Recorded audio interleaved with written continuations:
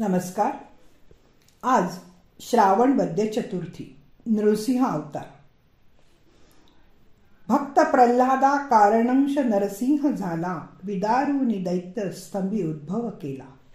तोची महाराज कर ठेवून कटी, उभा राहिला 28 युगे पाठी. एका जनार्दनी भक्त काज कैवारी, संहारुनी दैत्य वाढवी भक्तांची थोरवी. संत एकनाथ.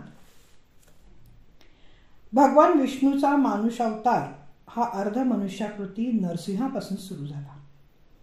यापूर्वीचे मत्स्य, कुर्म आणि वराह हे तीनही मनुष्येतर प्राण्यांचे अवतार होते.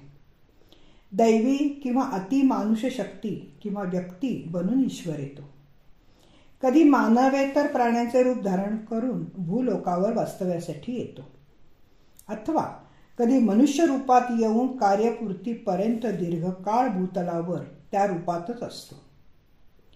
देवाने जाणून बुजून स्वेच्छेने घेतलेला देह म्हणजेच अवतार होय. खरे तर भगवंत वाटेल तेव्हा वाटेल ते रूप धारण करण्याचे सामर्थ्य उपयोगात आणतातच. पण सर्वसाधारणपणे हिंदू धर्मामध्ये साधू परित्राण व दुष्ट विनाशांद्वारे धर्म संस्थापना करण्यासाठीच भगवंत वेगवेगळी रूपे ज्या ज्या वेळी जे जे आवश्यक असेल ते रूप घेतो. येथे एकनाथ महाराजांनी भक्त प्रल्हादा कारणे नरसिंह झाला असं म्हटलं आहे.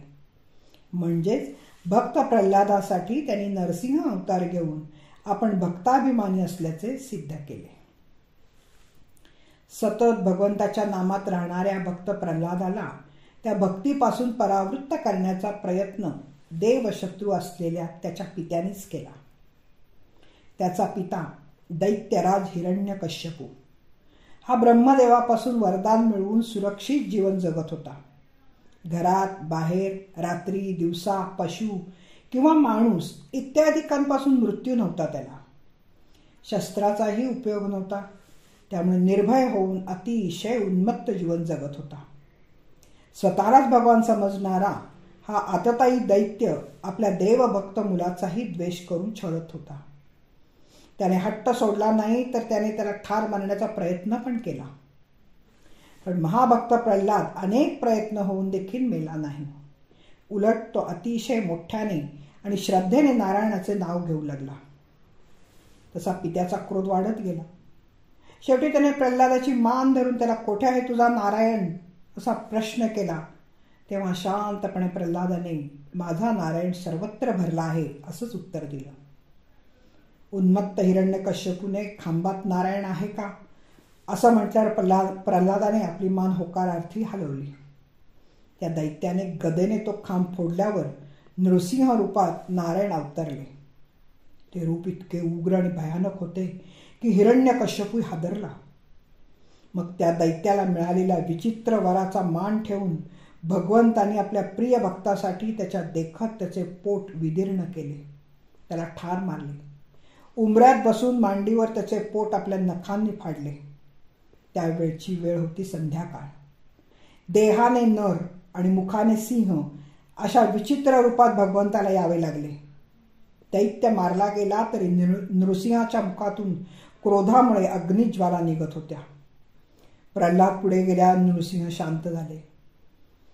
भागवताच्या या 7व्या स्कंदातील कथा आधाराला घेऊन आपल्या अभंगात भगवंताची भक्ताबद्दल असलेली प्रेम भावना व्यक्त केली आहे. एकनाथ म्हणतात, भक्त प्रल्हादासाठी भगवंताने नृसिंह हे विचित्र रूप धारण केले.